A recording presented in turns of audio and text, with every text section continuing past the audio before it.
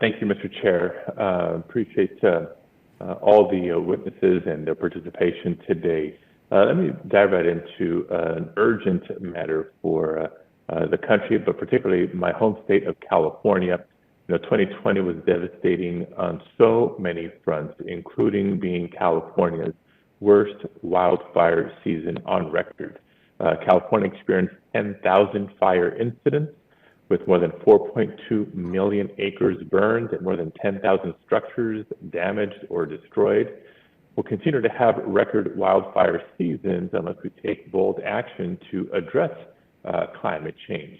And according to the U.S. Forest Service, wildfires will be twice as destructive by 2050 as they are today.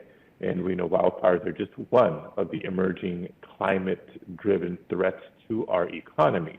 Climate change is increasing the frequency and severity of various types of natural disasters and extreme weather events, which create significant risks to human health, our financial system, and entire sectors of the economy. So with that being said, question for Mr. Wallace-Wells and one for Dr. Litterman.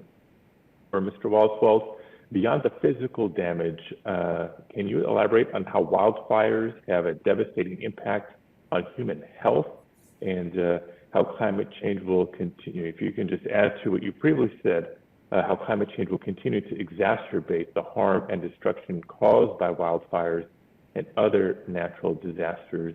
And then for Dr. Litterman, a specific question about the National Flood Insurance Program, which paid out more than $1 billion in claims for the sixth year in a row. Meanwhile, flooding increased in areas known as being, quote unquote, low risk. So this is just one way that climate-driven disasters are creating a fiscal risk for the federal government specifically. And if you can discuss the need to mitigate these risks to help protect the federal budget and our economy. Mr. Wallace-Wells first.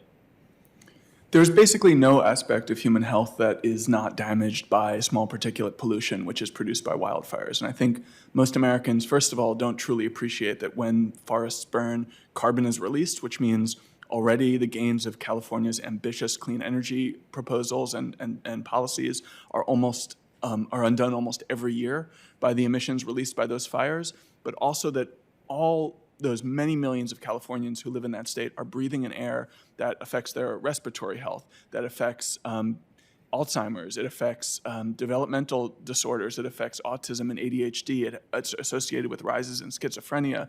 The effect of pollution is so intense that when we instituted Easy Pass toll plazas in America, they reduced the rates of premature birth and low birth weight right around those toll plazas by between 10 and 15%, just because people living around them weren't breathing quite as much air from the exhaust of those cars. I think this is one of the great underappreciated features of climate change and the climate impacts is the effect of air pollution. In California, there was a small-scale unintended study when there was a pollution event that forced schools to put air purifiers in their classrooms, just $700 air purifiers, and the educational gains of breathing in cleaner air was equivalent to halving the class size in those classrooms. That's how horrible to cognitive performance bad air is, and the more wildfires will be burning, the more Americans will be burning that air going forward. You mentioned a doubling of wildfire. The scientists I know think that we could see 6 times as much or more by the middle of the century if we don't take action. And unfortunately, one significant way of taking action is by doing what's called prescribed burning and thinning of forests, which I think is a good idea, but also involves the burning of forests, which will also produce carbon and also produce particulate pollution. So as with many other features of the climate crisis, there isn't anymore an easy way out. We've already backed ourselves into a corner where we're choosing between worst alternatives. But I think in the American West, the pollution from wildfire will become a bigger and bigger part of our understanding of the climate crisis and a bigger argument for faster action. Senator, I happen to be sitting here in California, and if you can see this window behind me, September 9th of last year, that was pitch black this time of day because of the smoke from the wildfires. Mm-hmm. And the insurance issue that you raise is an important one.